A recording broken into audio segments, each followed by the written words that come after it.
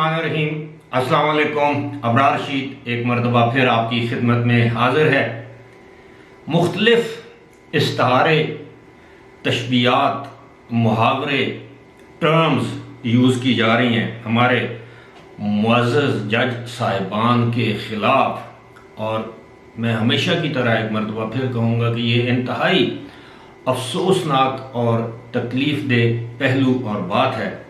मिसाल के तौर पर इमरांडू, लाइक माइंडेड, हम ख्याल, यूथिये, तहरीक इंसाफिये जज, यहाँ तक कि सोशल मीडिया पर बाज़ तस्वीर पोस्ट की गई हैं जिसमें सुप्रीम कोर्ट के ऊपर पाकिस्तान तहरीक इंसाफ का झंडा लहराते हुए दिखाया गया है और नीचे लिखा है कि मरकज़ी दफ्तर पाकिस्तान तहरीक इंसाफ। कहते हैं कि इंसान की जब बदबख्ती आए तो उसकी अकल पर पर्दे पड़ जाते हैं। इसी तरह का मामला मैं बड़े अदब और एहतराम से कहूँगा कि आ बैल मुझे मार। इतने मुहावरे और इस्तिहारे हैं जो कि इंसान इस्तेमाल कर सकता है, लेकिन जाहिर है एक ज़िम्मेदार शहरी के नाते हम सब पर सुप्रीम कोर्ट का एहतराम लाजिम है, वाजिब है।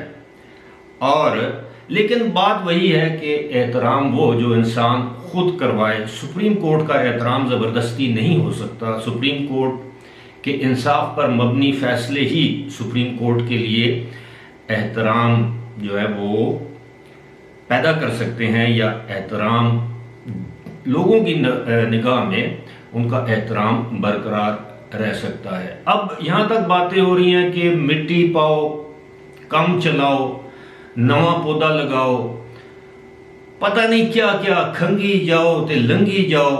एक चीज़ मैं आपको बताऊं कि सोशल मीडिया पर और बाज़ काफ़ी ज़िम्मेदार सहाफ़ियों ने ये इंकिशाफ किया है कि हाल ही में इमरान खान ने लाहौर में एक इंतहाई आला शख्सियत से मुलाकात की है उनकी दरख्वास्त पर। आपको ये भी बताएंगे कि वो आला शख्सियत, बल्कि आप ये समझें कि एक आला शख्सियत की साहिबजादी से उन्होंने मुलाकात की है, उस आला शख्सियत की ख्वाहिश पर। लेकिन उससे पहले वही बात कि आप बैल मुझे मार, ऐसा हुआ क्यों? ये 3 रुकनी जो बेंच है जिस पर आज तमाम मकतबा हाय फिक्र के लोग तनकीद कर रहे हैं, सवाए तहरीक इंसाफ के हामी या सपोर्टर्स के मामला शुरू होता है उस रात 22 जुलाई की रात निस्फ शब, जब पीटीआई के कारकुनान सुप्रीम कोर्ट के लाहौर रजिस्ट्री बेंच या ऑफिस में यलगार करते हैं, दीवारों पर चढ़ते हैं, दीवारें पलांगते हैं, और रात गए डिप्टी रजिस्ट्रार वहाँ पर उनके दबाव पर तशरीफ़ लाते हैं, उनकी पिटीशन वसूल करते हैं।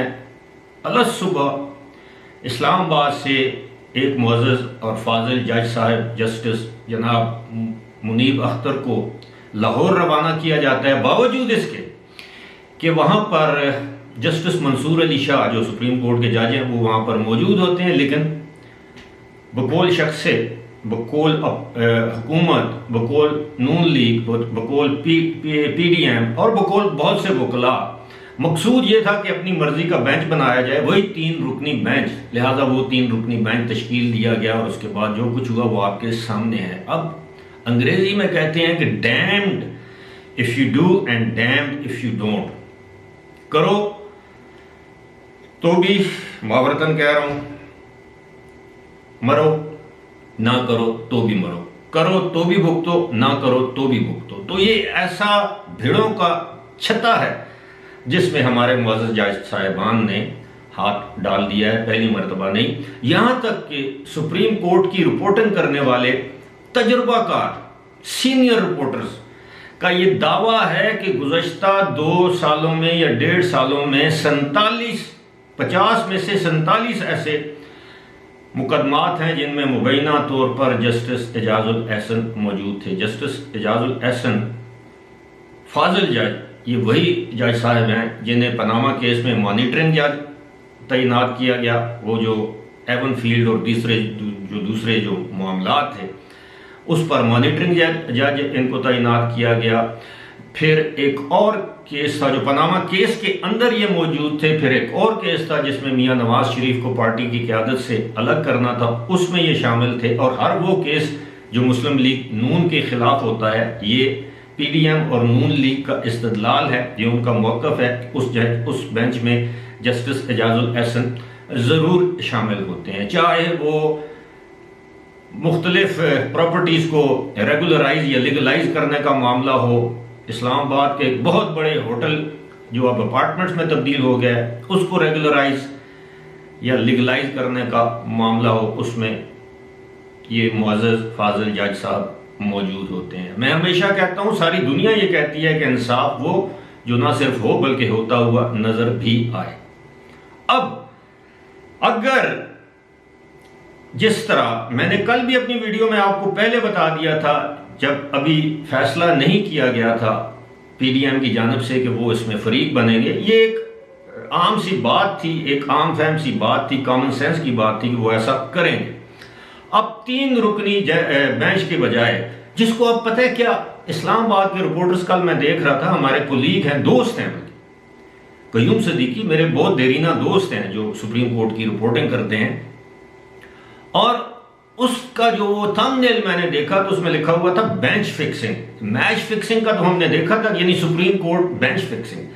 अब इस सारे अमल की वजह से काफी अरसे से ये चल रहा है, लेकिन बिल आखिर लोगों का सब्र का पैमाना तो लबरेज होना था, वो हो चुका है। अब पीडीएम ने जब ये कहा है कि जनाब ये 3 जज साहब नहीं बल्कि फुल कोर्ट बनाया जाए, तो इससे क्या तासुर हो रहा, यानी इनफैक्ट इन 3 जजेस पर अदम एतमाद का इजहार किया गया है। और ये बड़ी, मैं समझता हूं कि रुसवाई की बात है उन जजेस के लिए। उनके ऊपर ये हमेशा के लिए, वो रिटायर हो जाएंगे, साल, 6 महीने, 2 साल, 5 साल, आखिर रिटायर तो होना है। और ये जो धब्बा है सारी जिंदगी उनकी, ये जो ड्यूरिंग सर्विस जो उनका जो करियर है, उसके ऊपर ये बरकरार रहेगा। इस तरह के बहुत से धब्बे हैं। माजी के जजेस जो हैं वो जो रिटायर हो गए हैं, सुप्रीम कोर्ट के चीफ जस्टिस थे, जज थे, हाई कोर्ट के चीफ जस्टिस थे, आम जज थे, कोई डिस्ट्रिक्ट एंड सेशन जज था, ये धब्बे हमेशा बरकरार रखते हैं, क्योंकि तारीख और मर्ख कभी माफ नहीं करता। और ये हमेशा कानून की किताबों में इनके ये फैसले लिखे जाएंगे, इनकी मिसालें दी जाएंगी, उसी तरह जिस तरह वो एक जस्टिस मुनीर थे, उनकी मिसालें आज दिन तक दी जाती हैं मौलवी तमीजुद्दीन केस में। अब ये सारी सूरत हाल मैं समझता हूं, अब जाहिर है ये हमजा शहबाज का जो केस है, आज चौधरी शुजात भी पेश होंगे, वो अदालत में कहेंगे कि जी मेरा फैसला है। अगर हमजा शहबाज को, अब मामला किधर पहुंच गया है, अगर अदालत देखें 25 अरकान सूबाई असेंबली इसी अदालत, इसी बेंच के हुक्म पर, यही 3 जजेस थे ना उस बेंच में, 5 रुकनी बेंच था, 2 जजेस ने इख्तलाफ किया था, उन्होंने अपनी वजूहात भी दी थी, इन्होंने वजूहात भी नहीं दी ये 3 जज साहिबान ने, लेकिन चले फैसला आ गया।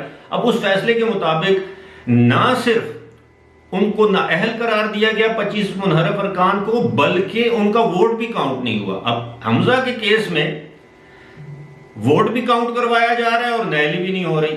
तो देखें, 2 ही सूरतें हैं, कोई बीच का रास्ता नहीं निकलेगा। अदालत है, ये पंचायत नहीं है कि एक मरतबा फिर कहेगी जाएं आपस में आप तस्वीर कर लें। और दूसरी बात, कानून और आइन की किस किताब में लिखा है कि जी ट्रस्टी चीफ मिनिस्टर, यानी अमीन अमानतदार चीफ मिनिस्टर, जब तक ये फैसला नहीं होता। अब फैसला क्या होगा, होना क्या चाहिए, या हमजा शहबाज शरीफ का इलेक्शन दुरुस्त था, वो 10 वोट काउंट नहीं होंगे, या उनका फैसला गलत था। अगर वो फैसला ये दुरुस्त करार देते हैं तो फिर पीटीआई की गाली ब्रिगेड की जानब से, इमरान खान की जानब से, इमरान खान के हवारी और उनके दीगर लोगों की जानब से अदलिया पर दबाव बढ़ेगा। वही गालियां, वही जूते, वही तरह तरह के गलीज ट्रेंड्स। और अगर फैसला हमजा शहबाज के खिलाफ आता है तो फिर पीडीएम, मौलाना फजल रहमान, आसिफ अली जरदारी, मुर्तजा वहाब, शर्जील महमद, शाजिया मरी, कमर Zaman Kiara, you name it. Similarly, from Pakistan Muslim League, Noon, Maryam Nawaz, Javed Latif, Khawaja Saad Rafique, Parvez Rashid, पता नहीं कौन कौन से लोग जो हैं, कलाल चौधरी, ये उठ खड़े होंगे और फिर नून लीग के जो सपोर्टर्स हैं इनके खिलाफ ट्रेंड चलाएंगे। तो लिहाजा इन्होंने आपको एक गर्दाब में, एक दलदल में फंसा लिया है जज साहिबान ने। इसीलिए मैंने कहा था कि इंसान की जब बदबख्ती आती है तो अकल पर पर्दे पड़ जाते हैं, और जब नाइंसाफी अपने अरूज पर पहुंच जाती है फिर ऊपर एक जात बैठी हुई है वो इंसाफ करती है, जिसको आम ज़बान में हम न्याय भी कहते हैं। वो फिर न्याय करती है, और जब वो न्याय करती है तो फिर दुनिया देखती है। फिलहाल अच्छा, मैं इजाज़त मांगने वाला था, सॉरी मैं भूल गया जनाब। खबरें और इतलात ये हैं कि मुबैना तौर पर चंद रोज़ कबल साबिक चीफ जस्टिस साकिब निसार ने बजरिया फवाद चौधरी इमरान खान को दरख्वास्त भेजी। पुराने दोस्त हैं ना, सादिक और अमीन। आपको पता है साकिब निसार तो पीटीआई की इलेक्शन मुहिम भी चलाते रहे, शेख रशीद के हल्के में गए, वहाँ अस्पताल का मुआयना किया और कहा कि फौरी काम तेज़ किया जाए। मतलब वो आप जानते हैं तारीख का हिस्सा है। साकिब निसार साहब ने दरख्वास्त की कि जनाब मेरी साहिबजादी अमेरिका से आ रही हैं और उनको बहुत शौक़ है इमरान खान से मिलने का। फिर इमरान खान साहब लाहौर गए, फिर साकिब निसार साहब अपनी साहबजादी, या सुनने में आया कि साकिब निसार साहब की अहलिया मोहतरमा और उनकी साहबजादी ने इमरान खान से मुलाकात की। ये भी सुनने में आया है कि साकिब निसार साहब भी मौजूद थे। उन्होंने कहा कि फिक्र नहीं करो, अभी हमारे लोग हैं। बदकिस्मती देखिए, मुल्क में पहले सियासत तकसीम, पोलराइजेशन, फिर कहा जा रहा था कि अब इदारे तकसीम, इदारों का एक हिस्सा वो पीडीएम के साथ है, दूसरा हिस्सा या कुछ अफराद जो हैं वो पीटीआई के साथ हैं। उसके बाद ब्यूरोक्रेसी तकसीम, ये ब्यूरोक्रेसी नून लीग की है, ये पीपल्स पार्टी की है और ये पीटीआई की है। अब अदलिया तकसीम, ये जजेस पीटीआई के हैं और ये पीटीआई के नहीं हैं। इससे बड़ी बदकिस्मती इस मुल्क के साथ और क्या हो सकती है। सोचिएगा ज़रूर कि जब वो ज़ात अपना इंसाफ करने पर आ जाती है तो फिर आप और मैं देखते हैं कि इंसाफ कैसे होता है और नज़र कैसे आता है। फिलहाल इसी के साथ मुझे दीजिए इजाज़त। खुदा हाफ़िज़।